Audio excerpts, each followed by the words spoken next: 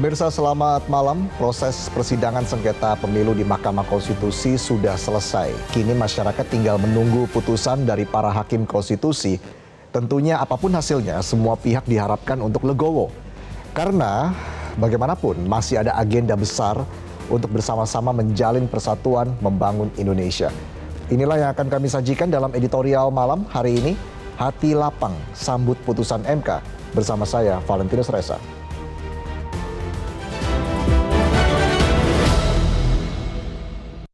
Hati lapang sambut putusan MK.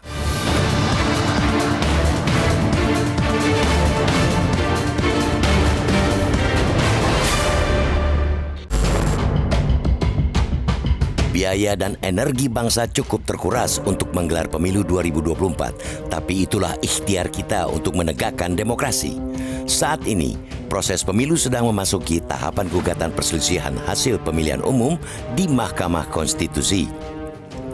Tim Paslon 01 Anies Baswedan Muhaimin Iskandar dan tim Paslon 3 Ganjar Pranowo Mahfud MD memohon agar MK mengabulkan permohonan mereka seperti yang mereka dalilkan, yakni terjadinya kecurangan pemilu yang bersifat terstruktur, sistematis, dan masif.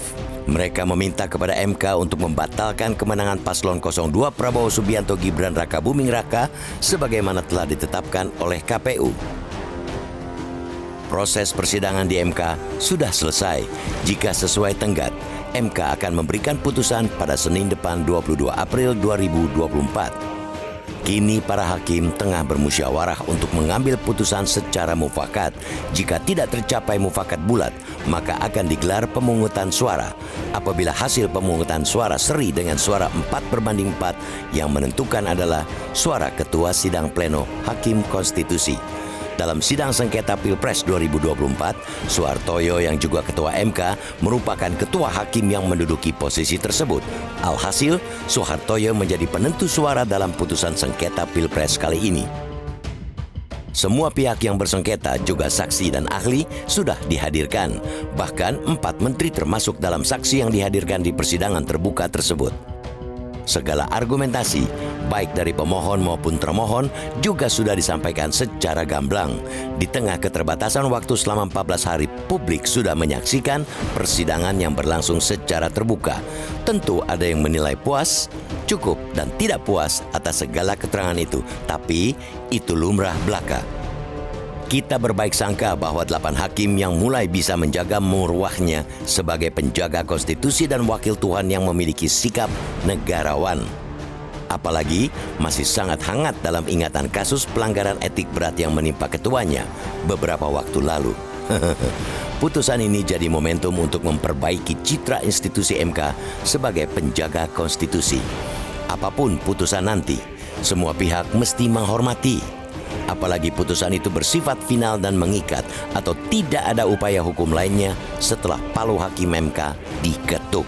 Sebelum putusan MK, dari sejak sekarang para pihak yang bersengketa dan rakyat Indonesia harus menyiapkan mental untuk menerima apapun putusan MK.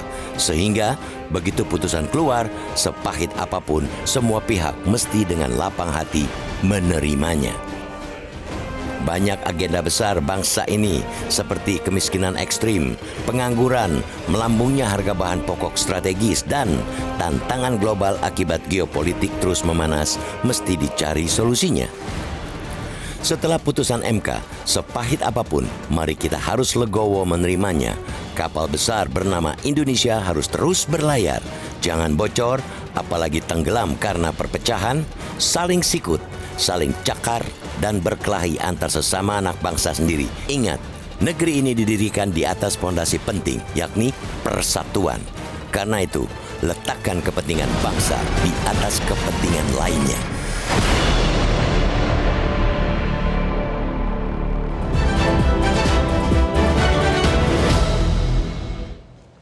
Iya, hati lapang sambut putusan MK, itulah editorial malam untuk hari ini. Dan kita akan membahasnya bersama anggota Dewan Redaksi Media Group, Arief Suditomo. Selamat malam, Mas Arief. Apa kabar? Baik, apa kabar Reza? Baik, Mas Arief, ini ngeri-ngeri sedap ini ya. Kalau kita menunggu keputusan MK, ketuk palu tanggal 22 April nanti. Tapi melihat dinamika persidangan selama 14 hari kemarin, apa catatan Anda, Mas Arief? Yang pertama kita sudah cukup kenyang lah ya mendapatkan berbagai macam public discourse atau pembahasan publik tentang berbagai macam skenario yang dibilang bahwa akan menjadi skenario A, skenario B, skenario C tentang apa yang akan diputuskan oleh Hakim MK nanti tanggal 22. Tetapi yang pada akhirnya kita harus pahami adalah begitu nanti palu itu jatuh mengetuk meja, itu sudah tidak akan ada lagi upaya hukum yang bisa kita lakukan untuk banding. Sudah mengikat ya?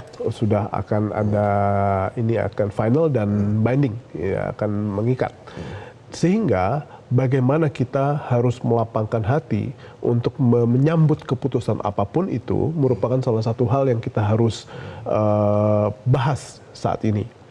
Masalahnya adalah berbagai macam catatan yang akan timbul setelah keputusan itu diketok, itu tidak boleh hanya sekedar menjadi catatan. Itu akan menjadi PR kita ke depan agar seluruh catatan tersebut tidak boleh terulang lagi. Bagaimana agar itu tidak boleh terulang lagi? Ya. Kita harus menentukan sebuah pendekatan. Pendekatan apa? Pendekatan hukum. Agar seluruh hal yang menjadi catatan itu tidak boleh terulang lagi di pemilu mendatang dengan pagar-pagar hukum yang harus diciptakan. Tidak boleh dilakukan pendekatan politik atas hal tersebut. Karena begitu pendekatan politik yang dipilih, kita akan mendapati bahwa pagar-pagarnya akan blur lagi, akan kabur lagi. Ini termasuk putusan MK nomor 90 ya? Harusnya itu juga menjadi salah satu catatan. Karena catatan-catatan yang timbul itu pasti akan dari mulai pelanggaran etika berat, penyalahgunaan kekuasaan, penyelenggaraan pemilu dengan unsur TSM gitu ya. Itu semua harus menjadi catatan-catatan yang diatasi, yang kita jawab dengan aturan main, dengan norma hukum yang kita ciptakan.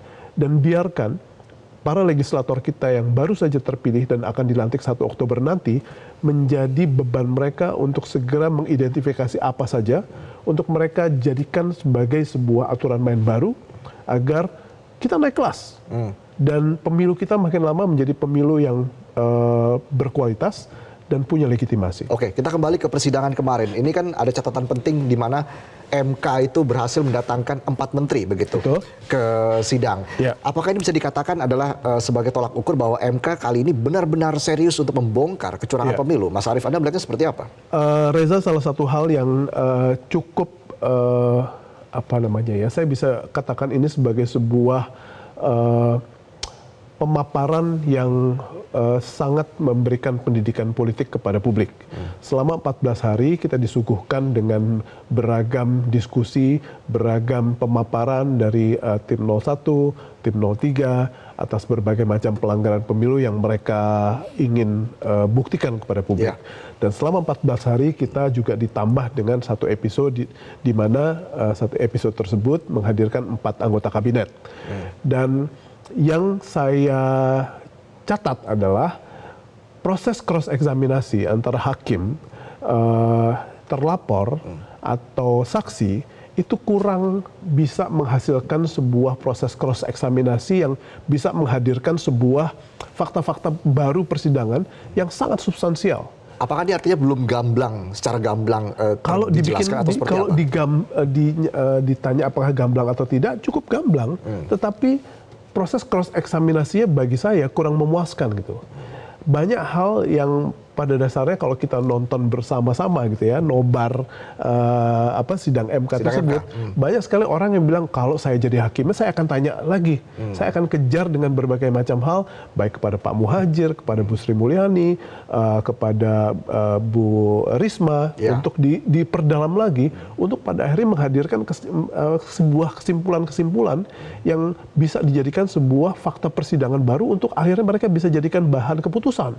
Nah itu yang bagi saya cross eksaminasinya kurang memuaskan. Kurang memuaskan ya. Oke, baik. Nah, kita kembali lihat dinamika persidangan kemarin juga kan sebenarnya banyak pihak juga yang meragukan MK ini akan keluar dari pakem prosedural begitu. Tapi apakah dengan memberikan kesempatan kepada para pemohon begitu untuk membuktikan dalil-dalil dalam permohonannya, ini kita bisa maknai bahwa MK memang sedang berusaha sekuat mungkin begitu ya, sekuat tenaga memastikan bahwa Pilpres berjalan dengan fair dari hulu ke hilir.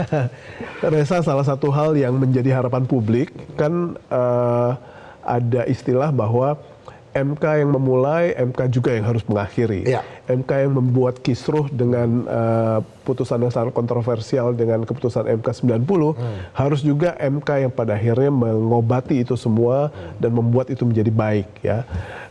Tetapi salah satu hal yang kita hadapi sekarang, MK kan tidak bergerak di ruang kosong, ya.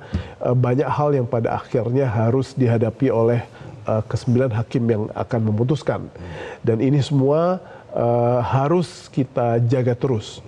Karena apapun itu, mereka sudah, atau bangsa ini sudah tidak punya sandaran apalagi lain lagi kecuali mereka. Jadi kalau mereka memutuskan sesuatu, sekarang ditambah dengan adanya lagi 18 amicus curiae yang datang dari berbagai macam lapisan masyarakat, Betul. itu seharusnya menjadi alat atau tools untuk terus memupuk kekuatan nurani dari para hakim tersebut. Jadi kalau misalnya Reza menyatakan bahwa seberapa jauh ini akan membuat sebuah keputusan yang akan puas atau ya memuaskan semua orang, saya tidak berani bilang bahwa MK akan bisa menelurkan hal tersebut, atau saya juga tidak berani terlalu optimis atau pesimis. Tapi yang paling penting adalah perjalanan ini dari mulai sidang, amicus curiae, itu merupakan sebuah hal yang bisa diperlihatkan kepada kita semua, dan bangsa ini harus belajar dari apa yang sudah terjadi. Kalau MK melahirkan keputusan yang buruk, itu pun harus jadi pelajaran buat kita, agar nanti di 2029 itu tidak terulang lagi. Gimana caranya? Ya. Pendekatannya adalah pendekatan hukum. Artinya memang sidang kemarin ini benar-benar menjadi ujian, ya.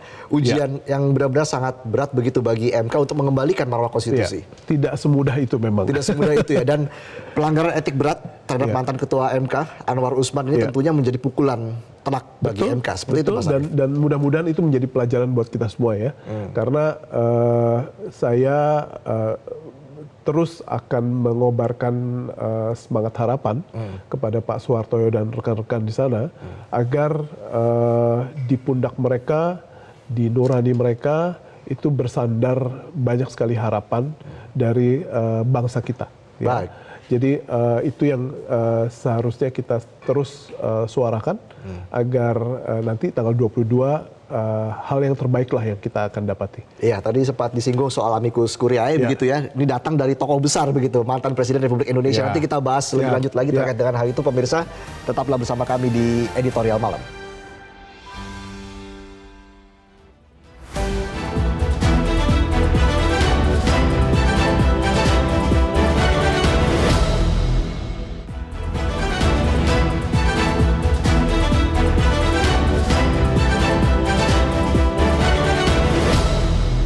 Ya itu bagian yang kemudian akan ditimbang-timbang oleh hakim ketika membaca amicus curiae, siapa dari siapa, ini seperti apa, substansinya seperti apa.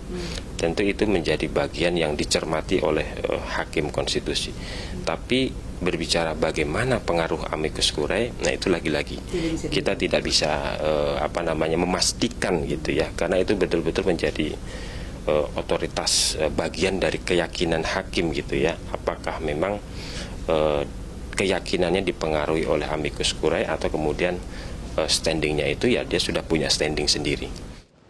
Kita kembali melanjutkan perbincangan dengan anggota Dewan Redaksi Media Group Arief Suditomo. Mas Arief, kalau kita bicara soal amicus curiae ini kan banyak sekali, 18 amicus curiae. Mungkin ini yang terbanyak dalam sejarah sidang MK soal PHPU ini, Mas Arief.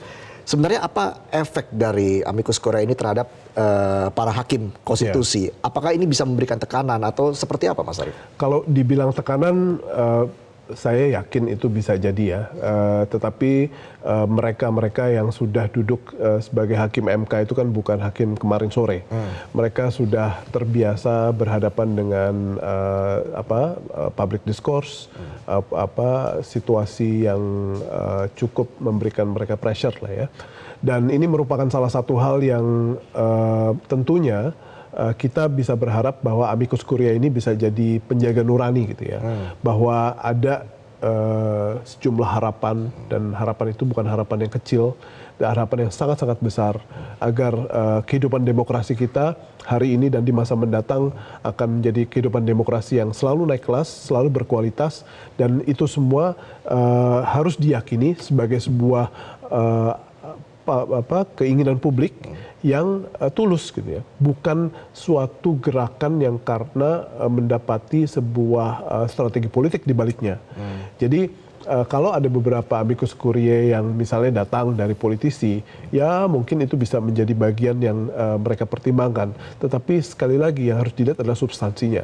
Dan mudah-mudahan ke-9 hakim yang akan segera memutuskan ini bisa punya waktu untuk membaca, punya waktu untuk merenungkan, dan punya keberanian ya untuk pada akhirnya mereka bisa tuangkan itu dalam keputusan mereka tanggal 22 nanti. Oke, ketika amicus curiae ini datang dari seorang tokoh besar, mantan presiden Megawati Soekarno Putri, begitu ketua umum PDIP, sebenarnya apa pengaruhnya, Mas Arief? Ini seperti senada begitu ya dengan pernyataan Hakim Arief di persidangan kemarin yang mengatakan bahwa ini mungkin Pilpres paling hiruk pikuk, pemilu paling hiruk pikuk mungkin dalam sejarah ini. Bagaimana Mas Arief melihatnya? Ya, seharusnya itu tadi bahwa mereka adalah hakim-hakim yang sudah kenyang ya asam garam atas beragam hiruk pikuk yang ada di luar yang terkait dengan substansi perkara.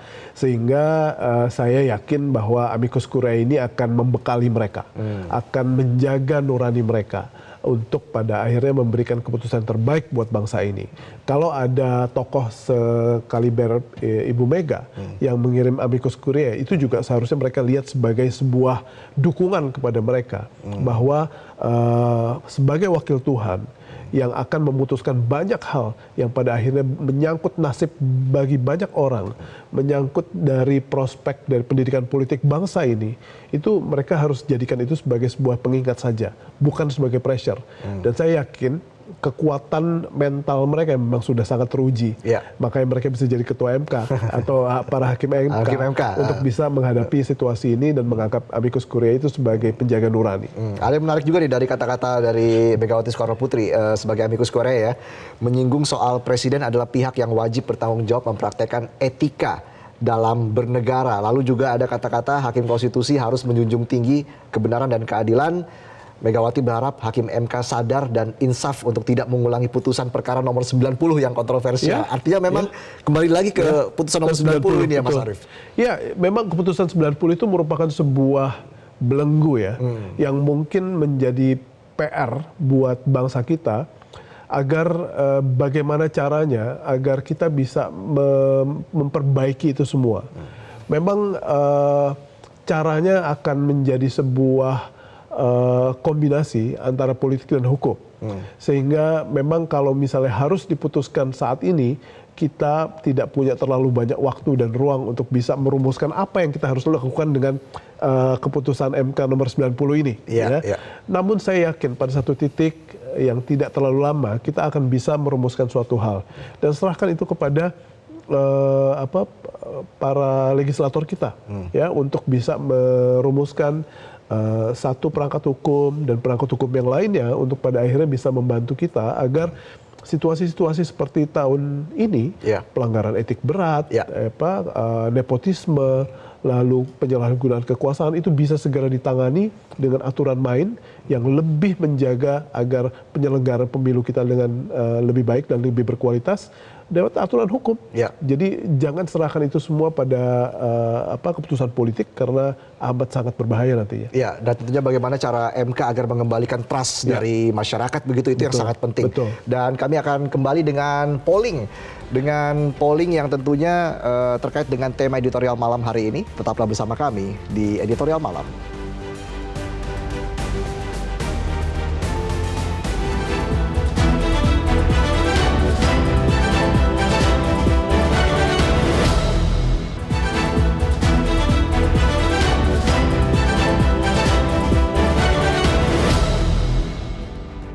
Pemirsa, Anda kembali lagi di editorial malam. Kita lihat hasil polling berikut ini dari Instagram Metro TV dengan pertanyaan, yakinkah Anda jika semua pihak nantinya akan legowo menerima putusan MK.